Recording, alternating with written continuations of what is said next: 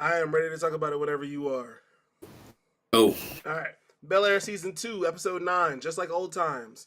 Phil and G are explaining how Doc and Lorenzo were scamming these kids, and Lorenzo. Lorenzo's the guy that Doc saw. Anyway, mm. Will is visibly upset and wants to speak to Doc himself. Drug dealing Connor's teammate pulls up to Carlton to ask his whereabouts, and Carlton claims he isn't his babysitter. Drew and Lisa walk down the hall, and Drew eventually snitches on Carlton, which I thought was some weak ass shit. He's an absolute loser. I'm surprised you didn't make the joke about Lorenzo dying on Power Ghost and then ending up on in Bel Air. Damn! I'm surprised you didn't make that joke. See, I was trying to rush through the episode because I didn't see it, but I could have. But yeah, nah, Drew is an absolute loser. And what was the first thing that happened? Where were we at? Phil and Jeffrey talking to Viv about who Doc was and all the shit he had going on. For sure. Yeah. First of all, we told you so, Will. I mean, I don't know where you thought this was gonna go. Just stink of a kid trying to be grown. Yeah. We said we were gonna let him handle his own decisions. Phil, a great idea. Phil allows him to do it. I mean, he knew where it was going, so sometimes you just gotta let him, put your hand on the stuff. Go ahead. I done told you not to do it too many times already. Sure. You go find out yourself. Sure. Zenith Hype don't give a fuck about what Doc going on because ultimately, that's all Nothing. They got. That's all they Which, got. I mean, it did kind of level out. Honestly, I ain't gonna go that far. Never mind. I will say the way that Bel Air handled corruption and the idea of corruption being ever present where there is capitalism very adequately. Very adequately, because it's wrong and you're gonna have a boatload of people mad at you because you're making money based off of decisions that are made on these young men's lives. So how are we supposed to know that you're making it in their best interest? At the same time, if Doc don't come through and scoop some of these kids up, they will never make it to college. Yep. And that's just a fact. Yeah. So we can deal with morality in these very linear ways, which don't force you to apply nuance to situations or think past yes, no, right or wrong, red, blue, right? If it's not that, then it's something a little bit more complicated. And I think that's what they were doing with the locker room scene. Like, all right, bet, yeah, it's criminal, it's fucked up, but I'm not quitting this team. I'm trying to get to the league. I'm trying to get to the next level. Like, and regardless of how much money he's making on the back end, that's the only thing I came for. As long as he's still doing that, we're good. Yeah. And most of those kids probably, after visiting some of the colleges, they might have a list, but other than that, it's not like they came into it with the specific college in mind that they were going to, because for some of them, without ball, college wasn't going to be an option. So. An option, right. Erica pulls up right to Viv's front door, and it seems she wants to apologize for all of the hoeing she was doing when they were young. Phil is at the office, and apparently the acquisition deal includes laying off 50% of his staff. Phil acts like he gives a fuck, but he was ready to up and bail on 100% of them 2 episodes ago. Little nuts. Erica's sneaky as hell. She's sneaky as hell. I don't trust her. I smelled it out like from jump. I knew she was only there to try and smooth over things with Viv so that she could get Philip back into the fold. Mm-hmm. I don't know yet if it is strictly business that she wants that for, or if there's something else. There's a chance that there's something else there. For sure. But I definitely don't trust her. For sure. After Viv gives a tour of her home to Erica, Homegirl says she needs some girlfriends. And after boasting her accolades in the divorce and career fields, Viv tosses the question about the new possible job to her. Phil pulls up and he looks shook as fuck. Like, hey, yo, what the fuck going on here? What have y'all been doing? Why? I would have just disappeared like the Homer Simpson meme, just into a bush. Just back up. Like, I don't want any parts of whatever is happening You know what here. I mean? Will and Lisa discuss Carlton hanging out with drug dealing. I put drug dealing Carlton. Will and Lisa discuss Carlton hanging out with drug dealing Connor. Will thinks Drew is out for his own selfish interests and then signs his allegiance with Carlton. Carlton still can't get drug dealing Connor on the phone and is clearly worried about it. Texted him, Why? no answer. Oh, but you know what? Probably because, well, no. I mean, he doesn't know at this point anything about what's going to happen on later in episodes. I really don't even understand why he's. Well, no, this is okay. So you know what? I watch so much stuff in between watching Bel Air. It's like Bel Air is like one of the last things I watch during the week, and then I'll go through Succession. Then we do, obviously Power and Snowfall and Mandalorian and whatever other weekly show it is. By the time I get back to Bel Air the next week, I feel like it has been weeks off since I've seen it. Sure. But we're picking up right after the day after that whole shit happened with Carlton losing the car and not remembering what happened to it and all that other shit. So he's trying to get his story straight. Yeah. He's trying to line his stories up with homeboys and he can't get in touch with him to give him a story to tell. Yeah. So that's why he's probably reaching out to him. Yeah. Karuchi must have needed a couple episodes off because she's finally showing her face in the house that she invested in. Yeah, came back to do absolutely nothing. Where the hell she been? Coco Jones is throwing a party at LaMarcus Alton's house. After Karuchi asks for a billboard, LaMarcus kisses Coco Jones on the cheek. After getting a notification about Jazz, Karuchi tells Coco to worry about her future. You know what? I ain't even worried about homeboy. I'm not worried about baller receiver. You know why? Because LaMarcus Alton is Trevor. And Trevor died tragically in a skydiving accident, which freed up Hillary for Jazz. So I'm not worried about Alton. He's going to fuck it up. Sure. He's whining and dining it right now. He's pulling out all the stops. He's being the perfect guy. He hasn't been around her enough yet to be the asshole he really is. And it's going to come out. And then the short king himself is going to slide back in there, turntables and all. Yeah. No, for sure. So I'm not worried about LaMarcus. You know what I'm saying? We'll see. He's temporary. Is he going to succumb that fate in episode 10? I don't know. He might make it out of this season with Hillary. He might fuck around and try to propose or something like that, just to really play up the drama of it all. Sure. I don't care. Hillary's going to end up with Jazz. I'm calling it. Book it. All right, cool. Viv and Phil talk about Erica in the new position. Viv seems to now be keen on allowing Phil to move on to Erica's firm and then claim that she's got her eyes on Erica, which, good move. Good fucking move. As you should. Sure, I don't know how you going to have your eyes on her when they at work, but... That's a fact, too. Sure, Viv. And on work trips. I know what I better not hear is, oh, and you went to that firm and started working with Erica. I better not hear that shit. I better not hear that. You might hear that as early as episode 2 of the next season. I better not hear none of that shit. All right. Ashley gets her first lines because she's working at the party and fanning out over a TikToker that be talking about injustice and taking care of the planet. Hey, listen, I loved this episode for Ashley more than I loved any other episode for Ashley. Just give me my Simply Spiked ad and go. No, it's like I think the writers heard some of the criticism around Ashley, and you saw it play out in this episode, because the way that they start out, I was like, oh my fucking God, Ashley, just go back upstairs, don't come back down. Go, Judy. I mean, Ashley, go upstairs and do not come back down. Yeah. She was getting ready to start on her. She was about to get her podium, get her soapbox, and get up there waving her flag.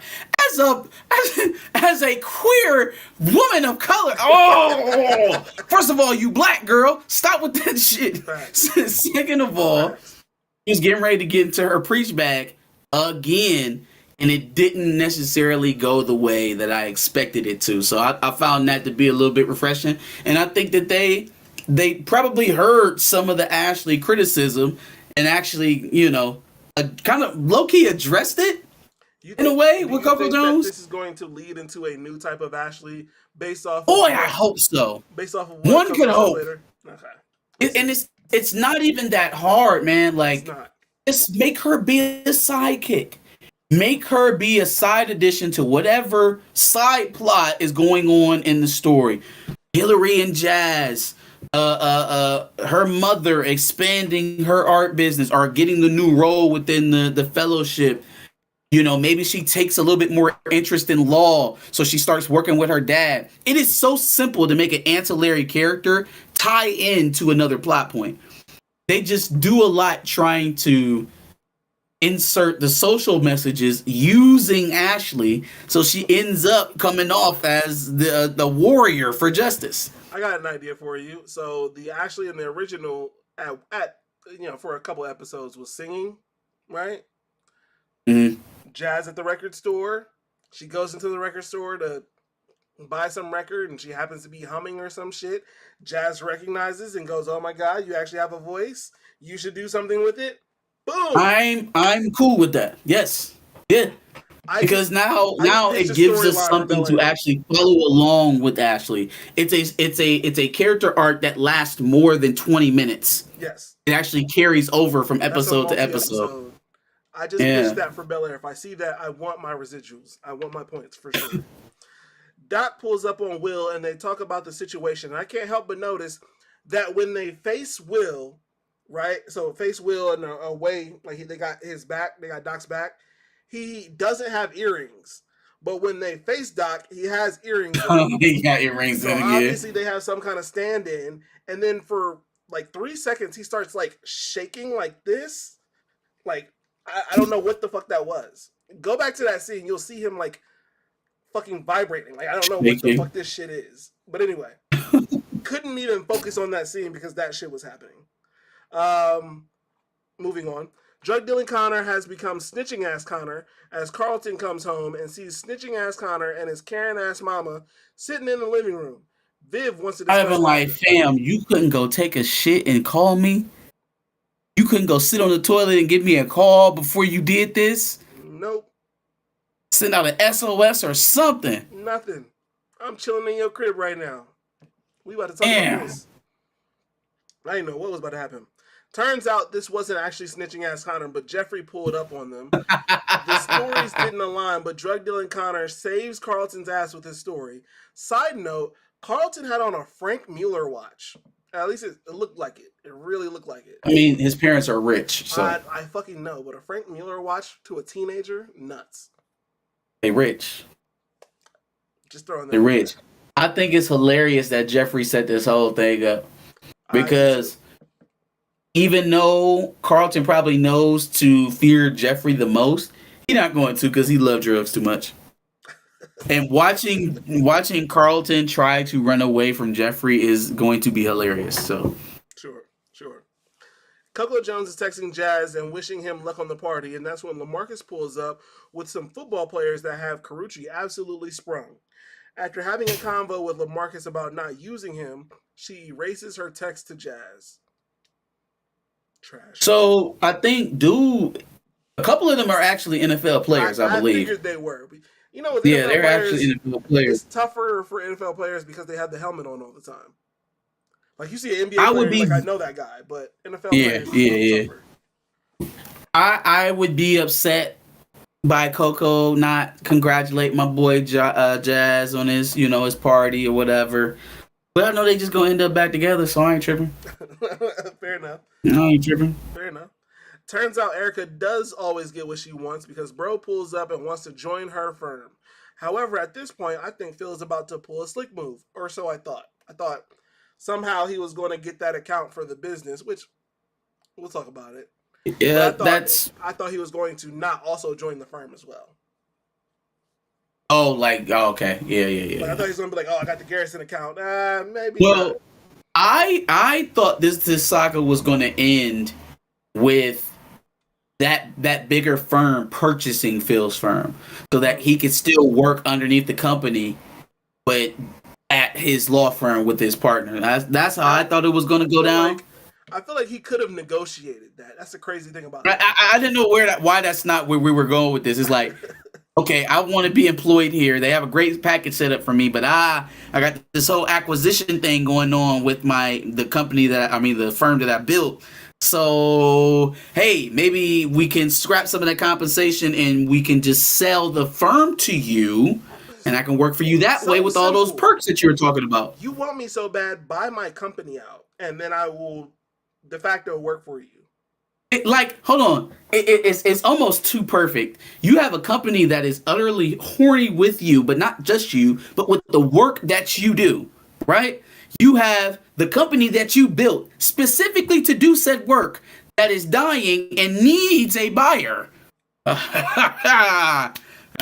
literally willing to do whatever you want them to do, so have them just buy the company.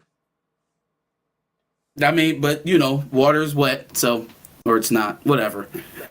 You admitted it.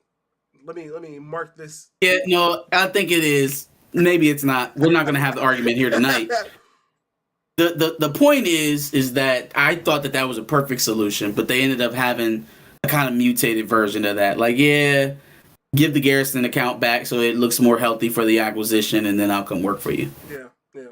You know what's funny about you not knowing which side of water is what you're on now? Is the fact that when you mention that Effie is Tasha, sometimes I forget. I'm like, do I say she's Angela or do I say she's Tasha? Yeah. All right. Will is upset he saw Carlton with drug dealing Connor, and after a heated convo, Will accuses Carlton of using. He damn near gets to the drawer, but Carlton stops him and explains why he's been acting this way. Then he calls out Jackie and Will to tell him to... Yeah, no, that was weird. Yeah, that was weird. Yeah. But bruh, he clearly got hyper excited when you went for the last drawer. The last one. You know damn well. They did just give up. But yeah, the manipulation about you projecting onto me and you should be asking Jackie that. Nigga, you don't know anything about what's going on with Jackie whatsoever. So I know you just pulled that shit out your ass. Yeah. I know you did. Yep. I know you did. He's exhibiting junkie behavior. Sure. Someone should be alarmed. See, Uncle Phil and Aunt Viv ain't been around enough drug addicts. That's their problem. They're not worldly enough to understand what the hell is happening to their son. Facts. Ashley's favorite TikToker won't pull up, and now Coco Jones is using Ashley in the 5-on-5 game. Karuchi looks better than JJ McCarthy, but other than that, they look like they're having fun. Just saying. Viv calls Yvette from the fellowship, and she accepts the position. Interesting that after a conversation with your sworn rival 2 episodes ago, you come to the decision. Oh, I'm much more interested in the ensuing beef between the Aunt Vivians. No, for sure. I just thought it was weird that your best friend and the person you hated 2 episodes ago tell you the same thing, but you only take the job after the person you hated. Well, maybe that's a callback to what former relationship that they actually had, right? Maybe they had a much closer relationship than her and old girl, but then all that shit happened with Phil and it destroyed it. And so now that they're trying or seemingly trying to work back towards something, it kind of reverting back to old habits. For sure. Jazz has Marcus's favorite new group pull up to the event. Hey! I was hype as hell. I was like, oh, that's Coast. Look at Eric Jamal in the back. Oh, no. Hell no. The names? You was happy about the names? Coast Contra. That's crazy. Ashley, think I am a rap god, thinking I cannot rap God. Okay, Coast. Oh, shit. Ashley accuses Coco Jones of stalking Jazz and then admits that the live was clearly a cry for attention. Coco then tells Ashley to lighten the fuck up. Yeah, hold on before we get to that point, because that's very important. Another interesting thing about Coast Contra is that they actually went from Philly to LA like Will. Oh, I didn't know they are a group of... I remember them saying, "Oh, you from Philly or some shit like that," but I didn't know they were. Yeah, they Philly boys. I thought they were from New York. They from Philly, and they all moved from Philly out. You gotta listen to the album, bro. You gotta listen to the album. Apartment 505. Y'all should all go listen to the album. I did listen to the album. Everybody go listen to Apartment 505. But they are all Philly natives who moved out to LA to try and get their rap career popping off, you know what I'm saying? So they some migrants, some cross-state migrants, but much like Will, literally like the Fresh Prince story, so it make a hella sense for them to actually be on Bel Air. I thought that shit was perfect. That shit was dope. I just think it's funny that you're so excited about the fact that they got their shine on Bel Air. Coast no, I'm really happy. Like, I really am. Being on the same level as Sweetie is crazy. Damn, Sweetie, Carucci, they doing it. Getting paid to be an actress on the show, but it's Sweetie. You don't think they got paid? I could see them not doing that for pay because it's exposure. I mean, no. If I'm them, I'm doing it regardless. But you don't think they have enough of a name to get paid? I do think they have enough name to get paid. On Bel Air, though, on Peacock, I don't know. I just thought it was dope either way. It's rare that you get in on the ground floor on a rapper or a group that's actually dope and that pops. So I'm glad to say that I am one of the first YouTubers that y'all heard talking about Coast Contra. Coast. Yikes. Phil gets the negotiations back on track because they now have the Garrison account. James gets upset and says that there's no deal. Oh, Phil then says obviously that he has to join the other firm to get the Garrison account. James gets upset and boy, lips start quivering. You said, but I can't do it without you. But I can't do it without you. Phil then says, and I quote, "Man the fuck up. What the fuck is wrong with you? Be the face of this company now." I'm like, I know damn well he not doing all of this, boy. You pissing down your leg already. Hey, I didn't want to just slide past the Ashley and Hillary conversation where she told her to chill the fuck out. Yeah. Thank you for putting us all in the audience at ease about some of the Ashley criticisms, that it wasn't falling on deaf ears and that you weren't calling us toxic trolls for thinking it. Yeah, Ashley be talking her social justice stuff a lot. Like, she waves her flag a lot. All of them at the same time. At every event she appears at. And so Coco Jones telling her, like, look, man, it's good. And you know what? It's not so uncommon for that to be when younger adults, young teens have somewhat of a political awakening before they get into high school or college.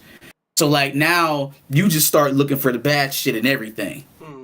Right? You look for the negatives in everything. Oh, this is corrupt, and this is racist, and this is misogynistic, and this is this, this is this, and this is this, and all the isms are flying out because you're learning all this shit as you go, and you start realizing that all of this stuff exists where you didn't see it before.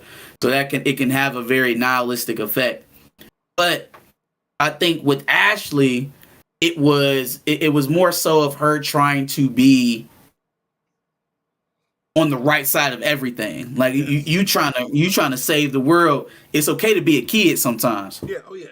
For sure. Like, it's okay to just be a child. You know what I'm saying? Sometimes you got to stand up for yourself. Sometimes you have to say things that you believe in and stand by it. Other times you can just live and just not speak. You know, you could just be here and be present. Sure, absolutely. I.e., writers, since y'all telling me that clearly out of y'all's own mouth, I should see something more than whatever social issue we're addressing at the moment for Ashley in the seasons to come. We'll see. William Moloch says, "Can't worry about everything. You'll lose your mind." Facts. That's a fact. Will pulls up to meet Coast Contra, but it turns out the real reason bro pulled up is to get the keys to Jazz's crib, which is a part of the record store. I don't think I ever realized that. Yeah, it's on top. Yeah. So he got the keys to the crib to have some alone time with Jackie. Jazz has been eyeing the door for Coco Jones this entire time. All night. Man, listen, bro. I know the feeling. And like, you've been waiting on her, and then when she finally waiting on you, all of a sudden you mixed up in something that you probably don't even want for real. Yeah. That you probably ain't paying no attention to. And then you probably immediately went back looking for her, and then all of a sudden she saw it, and now it's a problem. Now, because she feel the way, she about to go do something that's probably ill-advised, and the whole situation messed up because you didn't have your head on a swivel. Been there, done that. Shit sucks. She clearly just wanted LaMarcus Aldridge because she couldn't even give my guy the end of the hook to just dip out. Nah, they both petty because if you wanted her there, you should have texted her and told her to pull up. Well, that's a fact. That is a fact. And then her just showing up and not actually sending that text that she sent earlier and saying, hey, yo, I'm on my way, to let this man know that you're coming. Like, you popped up on my man's, and then when he wasn't ready for you to be there, you kind of took what you saw at face value, and you didn't ask no questions, and you didn't even talk to him. You just bounced and reacted. So they're both petty to a certain degree, and that's why there was no chance for reconciliation. She didn't even give him 2 bars of the hook, of the hook, not the full hook. Look, there was no chance for reconciliation at this point right now because they were both being headstrong about the situation. Sure. Right? That's how they broke up in the first place. They was both being stupid. Yes. They're both being dumb. So with that being the situation and that not really changing up until this point, they can't come together on anything right now. Yep. So she got to take her little penance with homeboy until he start treating her like arm candy again, and then she'll realize where it's really at with the short kinks like yourself. You didn't have to throw that in there at that last. Well, no, you always be like my short king. Sure, I champion the short kings. But I wanted the people to know that you are a representative and an elected official of the committee. That you are considering we're on camera and they can't see my entire body. Would you like to stand up on cam? Would you like to stand up on cam? We can stand up. Like not now, but like when we record on Sundays, we could just stand up. I am standing. Will says he wants to hear Jackie's side of the Zenith situation, and she asks if he's for real. Bitch, yes. Hey, yo, listen. So the fact that they got so she's like, shit, we up here, we finally ain't got no distractions. You sure you want to know about the Zenith shit? I mean, why talk about what's real when we can beat cheeks, right? I'm just like, hey, yo, Will, don't let her get you, son. Don't let her get. But then for him to get it and then revert right back to like, so yeah, about that talk that I wanted to have earlier. While she was fucking cheesing from cheek to cheek, like she was hard as fuck. Smiling. He's like, oh, you happy, huh? You happy? It was good. Yeah, I know it was. That's what's up. So what about the Zenith shit? What's going on? Like, that is hilarious. But he's that whole situation was hilarious because she definitely thought she was getting out of that shit. She did. She thought she was. But if there's one thing that Will has shown you is that he will continue that conversation if he cares about it that much. LaMarcus Aldridge has set up a real romantic vibe for Coco Jones.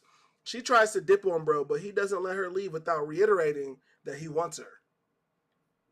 Which that happened before Coco Jones pulled up on her. Yeah, I was just gonna that part of it. Jackie is cheating ear to ear, blah, blah, blah. Okay, Carlton meets up with drug dealing Connor. Apparently, drug dealing Connor didn't steal bro's car maliciously. He was just fucked up. Drug dealing Connor asked if Carlton needs to chill, and Carlton is actually confused and said they just need to be more careful. And then takes another. He was like, so you need to stop taking so many drugs, right? Fuck no. I just need you to be a little bit quieter about it. Like, that's exactly how it went. Okay. He was like, chill. What are you talking about? No, you just need to be more careful. And who is this man? Who's your plug? You got the shit? Yes, I do. Like, fam, why? Why are you holding like that? Who do you work for? He works for Lobos, bro. Somebody. He works for Mecca. He definitely worked for Mecca. Noma. What's the Irishman out in Chicago? The Flynn's. The Flynn's? Yeah, he worked for all of them. All right. Coco Jones pulls up to Jazz's event. Oh, yeah. She couldn't give bro 2 bars of the hook. Just, all right. Phil and G pull up on Doc, and G got the blicky on him. Doc says that Lorenzo is out to get him and the Zenith hype team for some street shit. Phil don't give a fuck because Will is out until Doc tells him that Lorenzo can prevent Will from playing college ball. Seems like Jeffrey is going to have to put in some more work. Should have never let this man hoop with them in the first place. And Uncle Phil knew it. And here go Aunt Viv. We gotta let him go, Phil. We gotta let him do what he do, Phil. Phil, we can't control him, Phil. Phil, if he wants to go there, we have to let him make his decision, Phil. Philip, I don't think you're handling this right, Phil. Okay. See, and now where we at? Where we at? We fucked up. Should listen to your Faja. Right. Will is sitting at the edge of his bed thinking about everything that's happened these past 2 seasons. Ain't no telling what's about to happen with bro. Seems like he's... Hey, look, man, I don't know where we going with the final episode here. I don't even know what's going to be Will's next move. He might end up acting like, like Ghost and Franklin. So, I don't know. And maybe that's a good place to be going into a finale, right? So, with no expectations, I have no expectations other than a good story. And, we just... Maybe hedge your expectations on a good story. Maybe just go for a decent story. Not a good one, just a decent one. It's Bel Air. Let's go decent story. A good story, a good, at least a good continuance. I think that we're having a season 3, so let's keep it up. I agree. I do enjoy watching Bel Air, but if not for nothing else, to make jokes about it, I think it's hilarious. Sure. And I think they drive some interesting conversations. They handle some topics a little bit differently than some other shows like this. And also, I think it's a little bit refreshing that they're always kind of constantly moving forward in the story because they don't take a lot of unnecessary time to deal with small conflicts. Sure. Like the things that last throughout the season are the overarching themes for the show. They're the overarching plot for the show, and everything else gets handled within the episode. It's not usually something that drags out. It's not stupid nonsense bogging down the story. And so I do appreciate that from Bel Air in that instance. But other than that, yeah, just a good story.